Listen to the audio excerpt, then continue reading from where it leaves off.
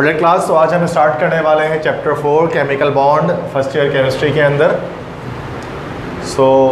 आज मैं आपको एक समरी या एक इंट्रोडक्टरी लेक्चर प्रोवाइड करूंगा बॉन्ड्स के बारे में या केमिकल बॉन्ड्स के बारे में। तो ये फर्स्ट ईयर केमिस्ट्री का 4th चैप्टर है, that is chemical bond, and it is a very big chapter. It contains no numericals, but it contains a lot of concepts like how the atoms makes bond. कि atoms किस तरह से bond बनाते हैं और molecules किस तरह से बॉन्ड बनाते हैं, इसके बारे में आज हम समझेंगे कुछ चीज़ों को। देखो, बॉन्ड की जब बात की जाए, बॉन्ड मतलब होता है बंद। एक बॉन्ड तो जेम्स बॉन्ड होता है, एक प्राइस बॉन्ड होता है, यस। और यहाँ पे जो बॉन्ड है, बॉन्ड से मुराद समथिंग जॉइंट या कोई जोड़, ठीक है। अब बॉन्ड जो है वो दो तरह के होते हैं, एक हमारे पास है केमिकल बॉन्ड, एक हमारे पास है फिजिकल बॉन्ड। अब क्या फ़र्क है केमिकल बॉन्ड और फिजिकल बॉन्ड में? कि फिजिकल बॉन्ड्स को इजीली ब्रेक किया जा सकता है, केमिकल बॉन्ड्स को आप इजीली ब्रेक नहीं कर सकते। मिसाल के तौर पे ये मार्कर अगर आप देख रहे हैं तो इस मार्कर में कैप भी है और ये मार्कर है, और ये दोनों साथ में जुड़े हुए इसलिए गिर नहीं रहे। अगर मैं चाहूँ तो इस बॉन्ड को मैं तोड़ सकता हूँ ईजिली अपने हाथों की ताकत से, अपने मैकेनिकल फोर्स से। ये देखें, ये मैंने इस बॉन्ड को जो है वो ब्रेक कर दिया। इसका मतलब इस कैप में और इस मार्कर में जो बॉन्ड बना हुआ था, ये कौन सा बॉन्ड था? फिजिकल बॉन्ड था। तो फिजिकल बॉन्ड को आराम से ब्रेक किया जा सकता है, तोड़ा जा सकता है। ये जो बॉन्ड्स होते हैं फिजिकल बॉन्ड्स, ये काफ़ी ज़्यादा वीक होते हैं। अब जैसे एडेसिव्स की मदद से कोई चीज़ चिपका दी जाए, समद बॉन्ड, मैजिक डिपॉक्सी स्टील या UHU या एल्फी से हम कुछ चिपका दें तो that is a physical bond, या नट और बोल्ट लगाकर हम किसी चीज़ को जोड़ दें तो वो भी फिजिकल बॉन्ड, इसको आराम से ब्रेक कर सकते हैं। लेकिन chemical bonds, they are not so much weak, they are actually the strong bonds. Chemical bonds कैसे बनते हैं? ऐसा बॉन्ड जिसको आप ब्रेक ना कर सकें, जिसको आप तोड़ ना सकें, दैट इज़ केमिकल बॉन्ड। मिसाल के तौर पर वाटर, पानी के अंदर पानी का फार्मूला होता है H2O, ठीक है। तो पानी का फार्मूला H2O होता है, लेकिन इस वाटर को आप जो है वो पानी के हाइड्रोजन और ऑक्सीजन को आप ब्रेक नहीं कर सकते, उसको अलग नहीं कर सकते। आप पानी के साथ कुछ भी कर दें, उसमें हथौड़ी मार दें, उसको उठा के पटक दें, दीवार पे मार दें, कुछ भी कर लें पानी को, जितने मुक्के मार दें, लात कुछ भी मार दें पानी को, लेकिन उसके बावजूद पानी में से उसका H और O अलग नहीं होता, H2O मिल के ही रहता है। इतना ईजिली उसको सेपरेट नहीं कर सकते। इसलिए हम कहते हैं कि पानी के अंदर हाइड्रोजन और ऑक्सीजन कैसे हैं भाई? केमिकली बॉन्डेड है, केमिकल बॉन्ड बनाकर हैं। केमिकल बॉन्ड की डेफिनेशन क्या होगी? The force which holds atoms और मॉलिक्यूल्स टुगेदर। वो ताकत जो एटम्स और मॉलिक्यूल्स को साथ में जोड़ कर रखती है, बांध कर रखती है, उसको हम कहते हैं केमिकल बॉन्ड। एटम्स और मॉलिक्यूल्स दोनों को जोड़ कर रखने वाली ताकत कहलाती है chemical bond. It is stronger than physical bond. Physical bond से ज़्यादा स्ट्रॉन्ग होता है ये, ठीक है। अभी मैंने आपको समझाया किस तरह से। अच्छा, नाउ एक सवाल ये भी पैदा होता है कि वाई एटम्स मेक बॉन्ड। क्या एटम्स बॉन्ड बनाते क्यों हैं? क्या वजह पड़ती है, क्या फ़ायदा होता है एटम्स को बॉन्ड बनाकर? तो atoms make bond to become stable. Atoms bond बनाते हैं स्टेबल होने के लिए, और वो स्टेबल कैसे होते हैं? बाय कंप्लीटिंग देयर डुप्लेट और ऑक्टेट। वो अपने डुप्लेट या ऑक्टेट को कंप्लीट करके स्टेबल होते हैं। डुप्लेट से मुराद के लास्ट सेल में 2 इलेक्ट्रॉन आ जाना, और ऑक्टेट से मुराद लास्ट सेल में 8 इलेक्ट्रॉन आ जाना। ये भी हम कह सकते हैं कि नोबल गैस कॉन्फ़िगरेशन को गेन करने के लिए जो है वो एटम्स बॉन्ड बनाते हैं। सोडियम के लास्ट सेल में 1 इलेक्ट्रॉन होता है, वो उस 1 इलेक्ट्रॉन को लॉस करके अपना ऑक्टेट कंप्लीट कर लेता है।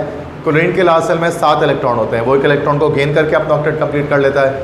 हाइड्रोजन के लास्ट सेल में 1 इलेक्ट्रॉन होते हैं, वो 1 इलेक्ट्रॉन को गेन करके अपना डुप्लेट कंप्लीट कर लेता है। जिस एटम के पास 1 शेल होंगे वो अपना डुप्लेट कंप्लीट करेगा। अब 1 शेल 2 ही एटम्स के पास होते हैं, हाइड्रोजन के पास और हीलियम के पास। ये दोनों जो है वो अपना डुप्लेट कंप्लीट करते हैं, रेस्ट ऑफ द एलिमेंट्स अपना ऑक्टेट कंप्लीट करते हैं। और जब कोई एटम अपना डुप्लेट या ऑक्टेट कंप्लीट करता है तो क्या होता है कि वो नोबल गैस कॉन्फ़िगरेशन ऑब्टेन करके वो स्टेबल हो जाता है मॉलिक्यूल। तो स्टेबिलिटी गेन करने के लिए क्या करता है? एटम्स जो है बॉन्ड बनाते हैं, वरना वो अनस्टेबल होते हैं। चूँकि 8A ग्रुप के अलावा किसी के भी लास्ट शेल जो है वो फुली फिल्ड नहीं होते हैं। नोबल गैसेस वाहिद हैं पीरियोडिक टेबल के अंदर, helium, neon, argon, krypton, xenon, radon, जिनके वैलेंस शेल कंप्लीट होते हैं, जो कि ऑलरेडी स्टेबल होते हैं। बाकी तमाम एलिमेंट्स को स्टेबिलिटी गेन करनी पड़ती है इलेक्ट्रॉन को लॉस या गेन करके। सही आ रही बात समझ में? अच्छा, अब केमिकल बॉन्ड्स खुद कितनी तरह के होते हैं? केमिकल बॉन्ड्स खुद 2 तरह के हैं, primary bonds and secondary bonds. Primary bond को ही हम इंट्रामोलिकुलर बॉन्ड कहते हैं और सेकेंडरी बॉन्ड को इंट्रामोलिकुलर बॉन्ड भी कहते हैं। प्राइमरी और सेकेंडरी का मतलब ये है कि जिस तरह से आप स्कूल में पहले प्राइमरी क्लासेस पढ़ते हैं 1 to 5, देन उसके बाद आप सेकेंडरी पढ़ते हैं 6 to 10, बिल्कुल वैसे ही सब्सटेंस के अंदर पहले प्राइमरी बॉन्ड्स होते हैं और प्राइमरी बॉन्ड्स के बाद जो है वो सेकेंडरी बॉन्ड्स बनते हैं। ठीक है, तो पहले प्राइमरी बॉन्ड बनता है, उसके बाद सेकेंडरी बॉन्ड बनते हैं। जैसे स्कूल में पहले आप प्राइमरी पढ़ते हैं, उसके बाद आप सेकेंडरी पढ़ते हैं। प्राइमरी बॉन्ड्स देन को हम इंट्रामोलिकुलर बॉन्ड भी कहते हैं। इंट्रा मतलब होता है अंदर, मॉलिक्यूल के अंदर जो बॉन्ड है, और इंटरमोलिकुलर बॉन्ड, इंट्रा मतलब होता है बाहर, मॉलिक्यूल के बाहर जो बॉन्ड बन रहा है। ठीक है, अब लेट से प्राइमरी बॉन्ड्स कौन से बॉन्ड होते हैं? It holds atoms together to form a molecule. Atoms जब एटम्स के साथ जुड़ते हैं, एटम्स से मिलकर जो मॉलिक्यूल बनाते हैं, तो दो एटम्स को जोड़ने की जो ताकत होती है वो प्राइमरी बॉन्ड कहलाती है। जैसे कि हाइड्रोजन, ऑक्सीजन, हाइड्रोजन, ये 3 एटम्स मिलकर H2O वाटर का एक मॉलिक्यूल फॉर्म कर लेंगे। तो इसलिए हम कह सकते हैं कि भाई प्राइमरी बॉन्ड्स क्या है? भाई जो एटम्स को साथ में जोड़ कर रखें वो बॉन्ड। जैसे एक हाइड्रोजन, एक ऑक्सीजन और एक हाइड्रोजन, ये आपस में जिस बॉन्ड से जुड़े हुए ये बॉन्ड्स कहलाते हैं प्राइमरी बॉन्ड्स। इसी को हम इंट्रामोलिकुलर बॉन्ड भी कहते हैं, वो बॉन्ड जो मॉलिक्यूल के अंदर मौजूद है। और ये हमेशा स्ट्रॉन्ग होता है सेकेंडरी बॉन्ड से। सेकेंडरी बॉन्ड्स नॉर्मली वीकर होते हैं, प्राइमरी बॉन्ड से स्ट्रॉन्गर होता है। एटम को एटम से जोड़ने वाली ताकत ज़्यादा मजबूत होती है बरक्स सेकेंडरी बॉन्ड्स के।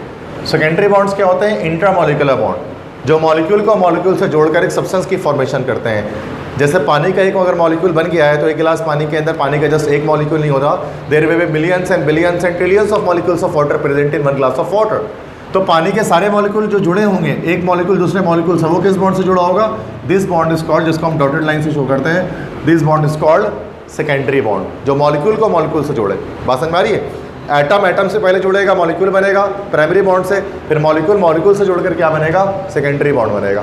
ठीक है, अब एटम को एटम के जोड़ने के 3 तरीके हैं, मॉलिक्यूल को मॉलिक्यूल से जोड़ने के भी 3 तरीके हैं। ठीक है, तो मैं पहले एटम से जोड़ने का तरीका मैं आपको बता देता हूँ कि एटम से किस तरह जुड़ता है। तो 3 तरह से जुड़ सकता है, आयनिक बॉन्ड से, कोवेलेंट बॉन्ड से और कोऑर्डिनेट कोवेलेंट बॉन्ड से। 3 तरह के bonds, these 3 are the types of primary bonds. Ionic bond को हम इलेक्ट्रोवैलेंट बॉन्ड भी कहते हैं। ठीक है, और इसको डिस्कवर किया था जिस साइंटिस्ट, उसका नाम था डब्ल्यू कोसेल। इस साइंटिस्ट ने उसको डिस्कवर किया था और ये स्ट्रॉन्गेस्ट प्राइमरी बॉन्ड है। सबसे स्ट्रॉन्गेस्ट प्राइमरी बॉन्ड जो है, तीनों प्राइमरी बॉन्ड में सबसे स्ट्रॉन्गेस्ट जो है वो आपका आयनिक बॉन्ड है, that is the strongest primary bond. और ये बनता कैसे? It forms by transfer of electron. ये इलेक्ट्रॉन्स की ट्रांसफॉर्मेशन से बनता है।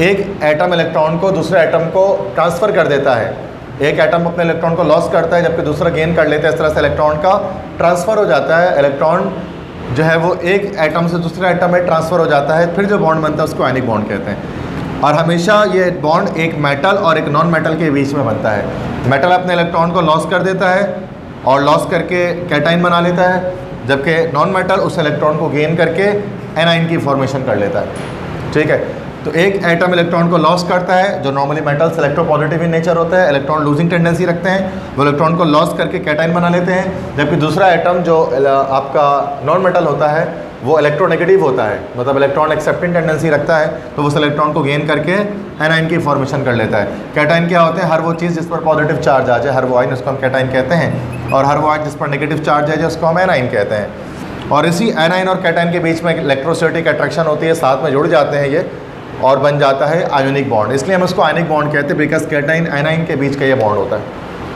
अब एग्जाम्पल हम इसको समझते हैं कि भाई कैसे बनता है आयनिक बॉन्ड। तो मैं मिसाल दे रहा हूँ NaCl की, नमक की, सोडियम क्लोराइड।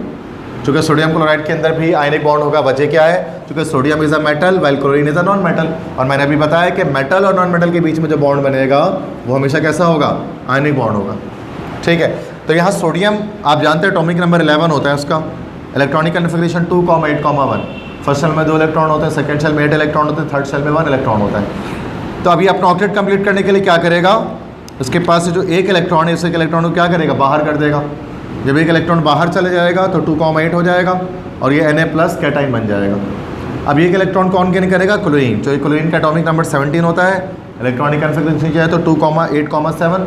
फर्स्ट सेल में 2 इलेक्ट्रॉन, सेकंड में 8 और थर्ड में 7 इलेक्ट्रॉन। अब 7 इलेक्ट्रॉन ऑक्टेट कंप्लीट करने के लिए उसको एक इलेक्ट्रॉन चाहिए, तो वो एक इलेक्ट्रॉन जो सोडियम ने लॉस किया था वो क्लोरीन गेन करके 2,8,8 नेगेटिव में कन्वर्ट हो जाएगा। तो ये आपके पास क्लोराइड आयन हो जाएगा, एनाइन बन जाएगा। फिर क्या होगा, ये Na+ और Cl-, ये कैटाइन, ये एनाइन, ये क्या होंगे, इलेक्ट्रोस्टैटिक अट्रैक्शन की वजह से, अपोजिट चार्जेस के अट्रैक्शन की वजह से साथ में जुड़ जाएंगे, बॉन्ड बना लेंगे, और जो बॉन्ड बनेंगे इनके बीच में वो कैसा होगा, आयनिक बॉन्ड होगा। तो यहाँ हमने एक बात समझी कि आयनिक बॉन्ड फिर कैसे बनता है भाई, ट्रांसफर ऑफ इलेक्ट्रॉन से।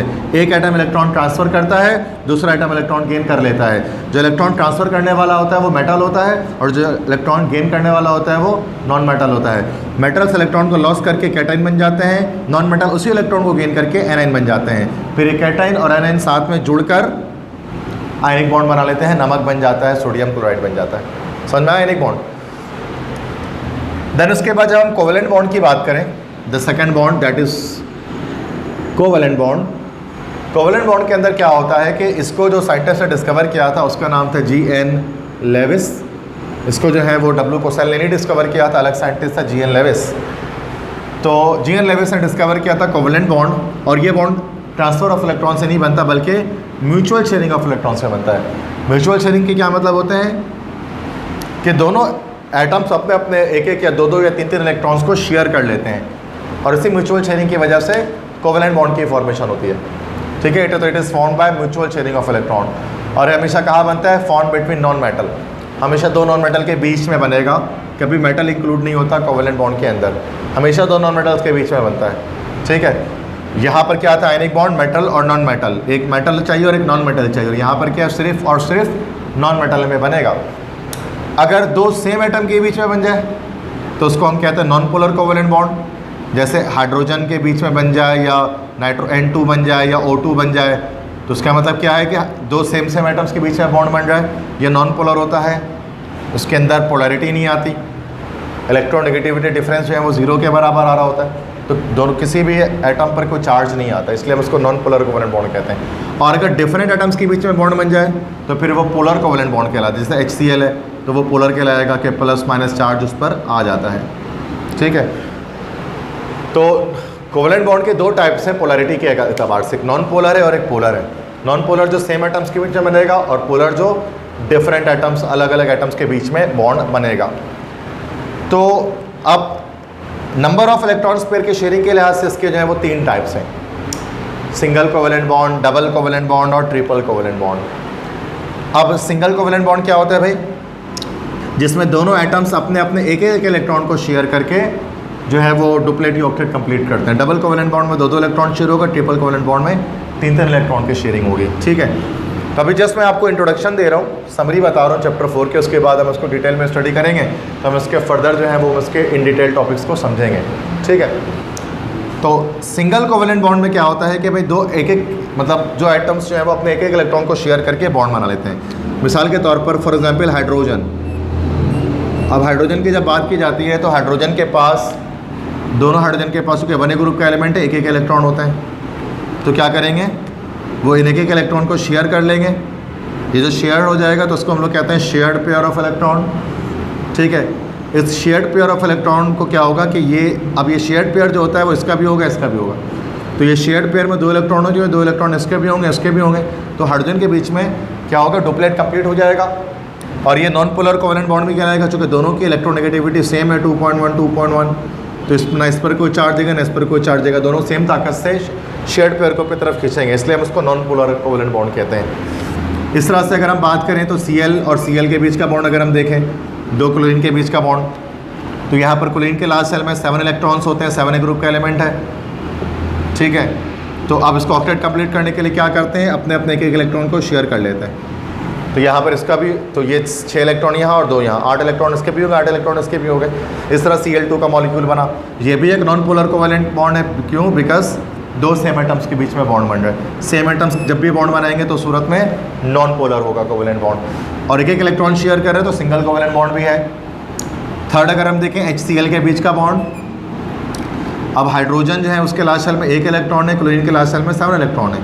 अब क्या होगा कि हाइड्रोजन और क्लोरीन साथ में बॉन्ड बना लेंगे, और बॉन्ड बनाएंगे तो क्या होगा कि हाइड्रोजन का डुप्लेट कंप्लीट हो जाएगा, क्लोरीन का ऑक्टेट कंप्लीट हो जाएगा।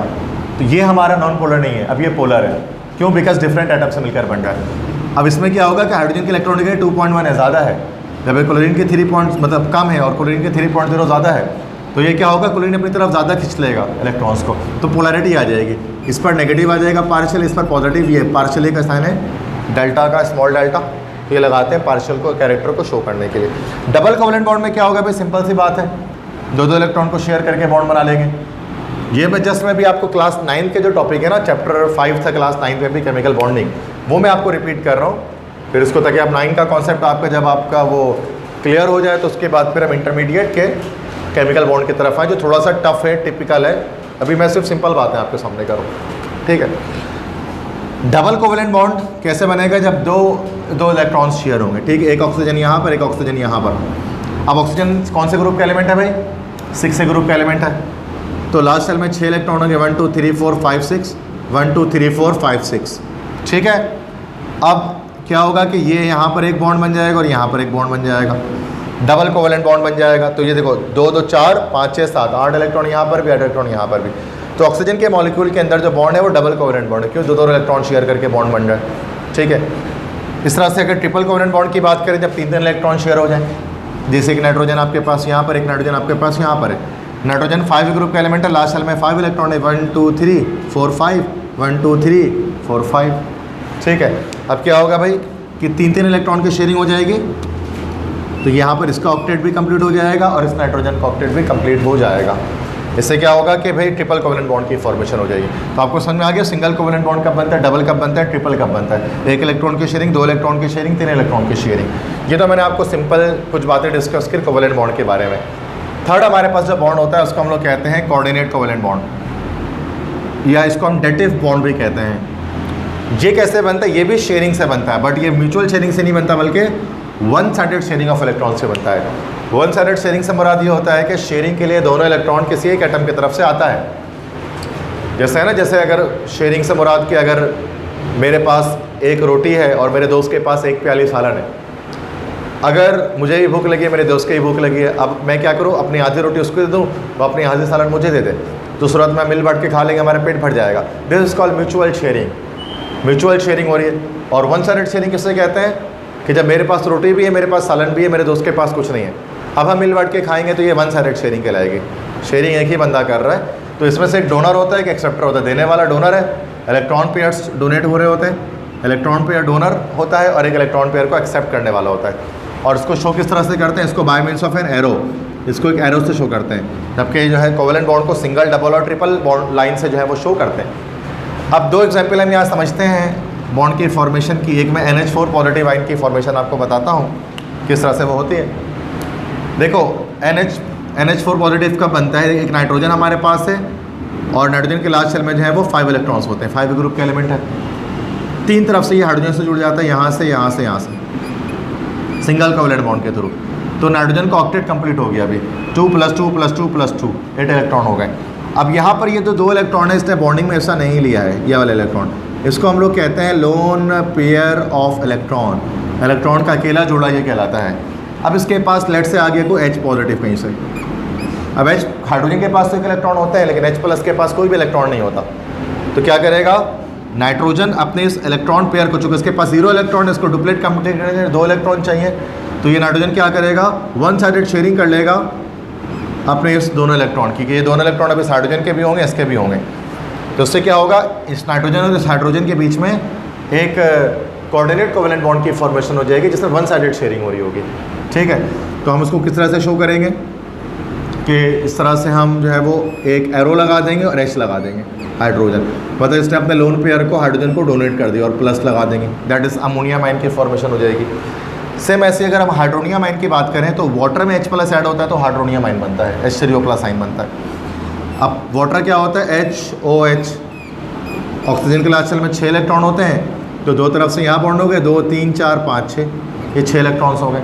अब अगर इसके पास कोई H+ आ जाए तो हाइड्रोजन क्या कर सकता है, ऑक्सीजन क्या कर सकता है, अपने इस इलेक्ट्रॉन पेयर को, 2 इलेक्ट्रॉन पेयर है उसको वन साइडेड शेयरिंग कर सकता है।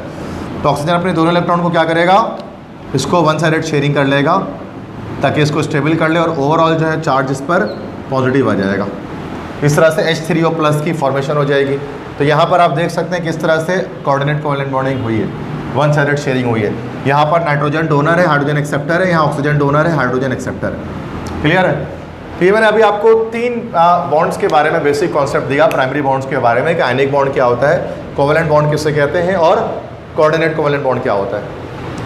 नेक्स्ट अब हमारे पास कुछ बॉन्ड्स होते हैं जिसको हम लोग कहते हैं सेकेंडरी बॉन्ड, जो इंटरमोलिकुलर बॉन्ड्स भी कहलाते हैं। नॉर्मली वीकर होते हैं प्राइमरी बॉन्ड से, ये मॉलिक्यूल को मॉलिक्यूल से जोड़ते हैं। अभी हमने एटम को एटम से जोड़ना सीखा है डिफरेंट तरह से, ट्रांसफर ऑफ इलेक्ट्रॉन से, वन साइडेड शेयरिंग से, म्यूचुअल शेयरिंग से। अब मॉलिक्यूल से जुड़ता है बच्चों, वो 3 तरह से जुड़ रहा होता है, hydrogen bond, dipole dipole force, London forces. Hydrogen bond को हम प्रोटोनिक ब्रिज भी कहते हैं, और ये सबसे प्रोटोनिक ब्रिज किस लिए कहते हैं, H पॉजिटिव इसमें इन्वॉल्व होता है, और H पॉजिटिव जो है वो प्रोटॉन ही उस पर एक मुश्तमिल होता है, चूँकि हाइड्रोजन के पास 1 इलेक्ट्रॉन और 1 प्रोटॉन होता है, 1 इलेक्ट्रॉन में निकल गया तो वजह से 1 प्रोटॉन बच गया, तो H प्लस की वजह से इसको प्रोटोनिक ब्रिज कहा जाता है। ब्रिज से मुराद कनेक्ट करते हैं एक मॉलिक्यूल को दूसरे मॉलिक्यूल से, और ये स्ट्रॉन्गेस्ट सेकेंडरी बॉन्ड है। सेकेंडरी बॉन्ड जैसे प्राइमरी बॉन्ड में स्ट्रॉन्गेस्ट आयनिक बॉन्ड है, वैसे ही सेकेंडरी बॉन्ड में स्ट्रॉन्गेस्ट जो है वो आपका कौन सा है, हाइड्रोजन बॉन्ड है। हाइड्रोजन बॉन्ड कब बनता है कि जब कोई ऐसा हमारे पास मॉलिक्यूल है जिसमें एक हाइड्रोजन के साथ कोई हाईली इलेक्ट्रोनेगेटिव एलिमेंट मौजूद है। हाईली इलेक्ट्रोनेगेटिव एलिमेंट 3 होते हैं, फ्लोरीन, ऑक्सीजन, नाइट्रोजन। तीनों में से कोई अगर एक जो है वो अगर आ जाए हाइड्रोजन के साथ तो क्या होगा, H प्लस हो जाता है और ये नेगेटिव हो जाता है, फ्लोरीन, ऑक्सीजन, नाइट्रोजन तीनों में से कोई भी, और ये दूसरे और अलग मॉलिक्यूल्स के साथ जो है वो ज्वाइन हो जाता है। ठीक है, तो अब ये जो बॉन्ड होता है जिसको हम डॉटेड लाइन से शो करते हैं, ये वाला डॉटेड लाइन वाला बॉन्ड कहलाता है हमारे पास हाइड्रोजन बॉन्ड। इसको जो है हम वो डॉटेड लाइन से शो करते हैं। ठीक है, डॉट डॉट लाइन से शो करते हैं। अब कहाँ पर हो सकता है, अमोनिया में पाया जा सकता है हाइड्रोजन बॉन्ड, HF में पाया जा सकता है, वाटर में पाया जा सकता है, इन सब में हाइड्रोजन बॉन्डिंग होती है, क्योंकि इन सब में हाइड्रोजन किसी इलेक्ट्रोनेगेटिव एलिमेंट से जुड़ा होता है, और एक मॉलिक्यूल का जो नेगेटिव है वो अगले मॉलिक्यूल के पॉजिटिव हाइड्रोजन से, और एक का पॉजिटिव अगले मॉलिक्यूल के इलेक्ट्रोनेगेटिव एलिमेंट से जाकर जुड़कर इस तरह से बॉन्ड की फॉर्मेशन करता है, और ये स्ट्रॉन्गेस्ट हमारा सेकेंडरी बॉन्ड बनता है। सेकंड हमारे पास होता है डायपोल डायपोल फोर्स। और डायपोल किससे कहते हैं, यहाँ पर जो मैंने आपको बताया था ना, नॉन पोलर कोवेलेंट बॉन्ड, जिस कंपाउंड में पोलर, जिस कंपाउंड में पोलर कोवेलेंट बॉन्ड बनता है ना, उसी को हम डायपोल कहते हैं, क्योंकि 2 पोल होते हैं, डायपोल डायपोल डायपोल, तो 2 पोल वाले फोर्सेस। ये एक डायपोल है, दूसरा डायपोल है। इसमें क्या है कि एक पॉजिटिव होता है, दूसरा नेगेटिव होता है, तो पहले का पॉजिटिव दूसरे मॉलिक्यूल के नेगेटिव से, और पहले मॉलिक्यूल का नेगेटिव दूसरे के पॉजिटिव से अटैच हो जाता है। अच्छा, कोई पूछे कि हाइड्रोजन बॉन्ड और डायपोल डायपोल में फ़र्क क्या हुआ, तो फ़र्क ये हुआ कि इसमें हाइड्रोजन के साथ लाजमी कोई इलेक्ट्रोनेगेटिव एलिमेंट मौजूद है। यहाँ पर कोई भी 2 पॉजिटिव और नेगेटिव आइंस वाले चार्ज हो सकते हैं, तो कह सकते हैं कि hydrogen bond is a special type of dipole dipole force, क्यों, चूँकि यहाँ पर एक तरफ हाइड्रोजन है और दूसरी तरफ FON में से कोई एक है, यहाँ पर कोई भी प्लस कोई भी माइनस हो सकता है डायपोल डायपोल में। और थर्ड और लास्ट जो हमारे पास है वो वीकेस्ट सेकेंडरी बॉन्ड, इसको लंडन फोर्स कहते हैं। फ्रिट्स लंडन नाम के साइंटिस्ट ने इसको डिस्कवर किया था, और ये वीकेस्ट सेकेंडरी बॉन्ड है, डिस्पर्जन फोर्स भी इसको कहा जाता है। ठीक है, it is actually the electrostatic attraction between temporally polarised ion. ये किस में पाया जाता है भाई, नॉन पोलर कोवेलेंट कंपाउंड से पाया जाता है। मैंने अभी आपको नॉन पोलर बताया था ना, अगर पोलर कोवेलेंट कंपाउंड है तो सूरत में डायपोल डायपोल है, और अगर नॉन पोलर है जैसे हाइड्रोजन, ऑक्सीजन, नाइट्रोजन, जब ये साथ में जुड़े हुए होते हैं ना, तो ये जिस बॉन्ड से जुड़े होते हैं उसको हम लोग कहते हैं लंडन फोर्सेस। हाइड्रोजन का मॉलिक्यूल, ऑक्सीजन का मॉलिक्यूल, क्लोरीन का मॉलिक्यूल, N2 का मॉलिक्यूल, जो सेम एटम्स वाले मॉलिक्यूल जो जुड़े होते हैं। ठीक है, तो उसको मैं अगर आपको रिव्यू पेश कर दूँ एट फाइनली कि जो कुछ हमने आज डिस्कस किया है अबाउट द बॉन्ड्स, चूँकि बहुत सारी चीज़ें मैंने एक बोर्ड के अंदर आपको जो है वो शो की हैं। तो सबसे पहले चीज़ के बॉन्ड किससे कहते हैं, बॉन्ड मतलब जोड़।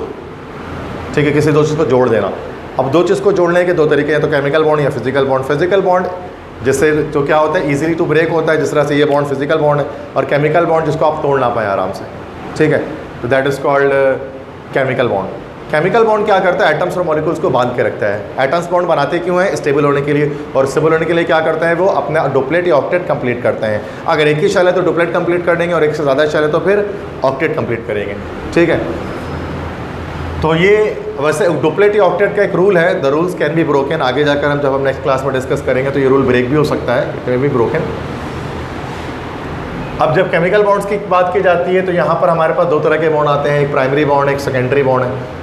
प्राइमरी बॉन्ड्स को हम इंट्रामोलिकुलर बॉन्ड भी कहते हैं, एटम्स को एटम से जोड़ता है, ये स्ट्रॉन्ग होते हैं। सेकेंडरी बॉन्ड मॉलिक्यूल को मॉलिक्यूल से जोड़ते हैं, ये वीक होते हैं, इसको इंट्रामोलिकुलर बॉन्ड भी कहते हैं। अब प्राइमरी बॉन्ड के अंदर भी फर्दर 3 टाइप्स आते हैं, ionic bond, covalent bond, coordinate covalent bond. Ionic bond जिसको हम इलेक्ट्रोवैलेंट बॉन्ड भी कहते हैं, डब्ल्यू कोसन ने डिस्कवर किया था। और ये स्ट्रॉन्गेस्ट प्राइमरी बॉन्ड है। ये कैसे बनता है? इलेक्ट्रॉन्स के ट्रांसफर से। मेटल इलेक्ट्रॉन को लॉस करता है, कैटाइन बनता है, नॉन मेटल उसी इलेक्ट्रॉन को गेन करके एनाइन बन जाता है। और कैटाइन एनाइन के बीच के इलेक्ट्रोस्टैटिक अट्रैक्शन जो है वो चिपक जाते हैं, तो उसको हम लोग कहते हैं आयनिक बॉन्ड। नमक के अंदर आयनिक बॉन्ड होता है बिकॉज नमक में एक मेटल होता है, एक नॉन मेटल होता है, ठीक है। और फिर वो जो हमारे पास बॉन्ड है Na, सोडियम एक इलेक्ट्रॉन लॉस करता है, प्लस साइन पड़ता है, क्लोरीन एक इलेक्ट्रॉन गेन करता है, नेगेटिव आयन बनता है, Na प्लस Cl माइनस जुड़कर क्या बना लेते हैं? NaCl, नमक बना लेते हैं, मतलब आयनिक बॉन्ड बना लेते हैं। कोवेलेंट बॉन्ड में क्या होता है? इलेक्ट्रॉन्स की शेयरिंग होती है, म्यूचुअल शेयरिंग होती है। दोनों एटम्स अपने अपने इलेक्ट्रॉन को शेयर करते हैं, ठीक है। और ये हमेशा नॉन मेटल के बीच में बनता है। अगर सेम एटम्स इलेक्ट्रॉन शेयर करें तो नॉन पोलर है, अगर अलग अलग एटम्स शेयर करें इलेक्ट्रॉन तो फिर पोलर कोवेलेंट बॉन्ड है। अब उसमें सिंगल, डबल, ट्रिपल 3 तरह के कोवेलेंट बॉन्ड हो सकते हैं। एक एक इलेक्ट्रॉन शेयर करें तो सिंगल कोवेलेंट बॉन्ड जैसे हाइड्रोजन क्लोरीन में है, HCl में है। 2 इलेक्ट्रॉन शेयर करें तो डबल कोवेलेंट बॉन्ड जैसे ऑक्सीजन में है। 3 इलेक्ट्रॉन शेयर करें तो ट्रिपल कोवेलेंट बॉन्ड जैसे नाइट्रोजन में। सिंगल, डबल, ट्रिपल लाइन से इनको हम साइमल्टेनियसली शो कर रहे होते हैं रिस्पेक्टिवली। कोऑर्डिनेट कोवेलेंट बॉन्ड, जिसको हम डेटिव बॉन्ड भी कहते हैं, डेटिव कोवेलेंट बॉन्ड भी कहा जाता है। इसमें क्या होता है? वन साइडेड शेयरिंग होती है। एक एटम क्या करता है? अपने इलेक्ट्रॉन पेयर को दूसरे को दे देता है। देने वाला डोनर होता है, लेने वाला एक्सेप्टर होता है। जैसे अब इसकी फॉर्मेशन हम कहाँ देखते हैं? NH4 पॉजिटिव में। अमोनिया के पास एक इलेक्ट्रॉन पेयर होता है जिसको लोन पेयर ऑफ इलेक्ट्रॉन कहते हैं। वो H प्लस के साथ वन साइडेड शेयरिंग करके एक बॉन्ड बना लेता है और उसको हम लोग कहते हैं coordinate covalent bond. Ammonia mine की फॉर्मेशन हो जाती है। एरो से उसको हम शो करते हैं। एरो का हेड जो होता है एक्सेप्टर के पास होता है, टेल डोनर के पास होता है। इस तरह से हाइड्रोनियम आयन की बात की जाए तो वाटर H प्लस को एक ऑक्सीजन के पास एक इलेक्ट्रॉन पेयर होता है, वो H प्लस को देता है और क्या बन जाता है भाई? हाइड्रोनियम आयन बन जाता है। सही है। तो ये हाइड्रोनियम आयन के अंदर भी एक ऑक्सीजन और हाइड्रोजन के बीच में कोऑर्डिनेट कोवेलेंट बॉन्डिंग होती है। सेकेंडरी बॉन्ड्स की जब बात करूं तो उसमें क्या होता है कि मॉलिक्यूल मॉलिक्यूल से जुड़ता है। सबसे स्ट्रॉन्गेस्ट कौन सा होता है? हाइड्रोजन बॉन्ड होता है। प्रोटोनिक ब्रिज भी उसको हम कहते हैं, डॉटेड लाइन से शो करते हैं। ये कब बनता है? कि जब हाइड्रोजन किसी इलेक्ट्रोनेगेटिव एलिमेंट से अटैच होगा तो वो जो मॉलिक्यूल है जब दूसरे मॉलिक्यूल से अटैच होगा तो सूरत में हाइड्रोजन बॉन्ड से होगा। डायपोल डायपोल में क्या होगा? कोई भी पोलर कोवेलेंट बॉन्ड दूसरे पोलर बॉन्ड से जुड़ेगा प्लस माइनस के अट्रैक्शन से, तो उसको हम लोग क्या कहेंगे? Dipole dipole force. दो पोल वाले फोर्स। एक डायपोल दूसरे डायपोल के साथ चिपक जाएगा। लंडन फोर्स में क्या होता है? 2 नॉन पोलर कोवेलेंट कंपाउंड साथ में जुड़ जाते हैं जो सेम एटम से बनते हैं, जैसे नाइट्रोजन, ऑक्सीजन या फिर chlorine. So it is just a short summary about chapter 4 के क्या हम पढ़ने वाले हैं इस चैप्टर के अंदर। चैप्टर 4 के अंदर तो मैंने आपको 9 क्लास की जो चीज़ें थी इसके अंदर जो इंटरमीडिएट में आपको ज़रूरी है बतानी, तो ये सबसे पहले बेसिक कॉन्सेप्ट बनाना है। क्लियर है सारी बातें? ओके।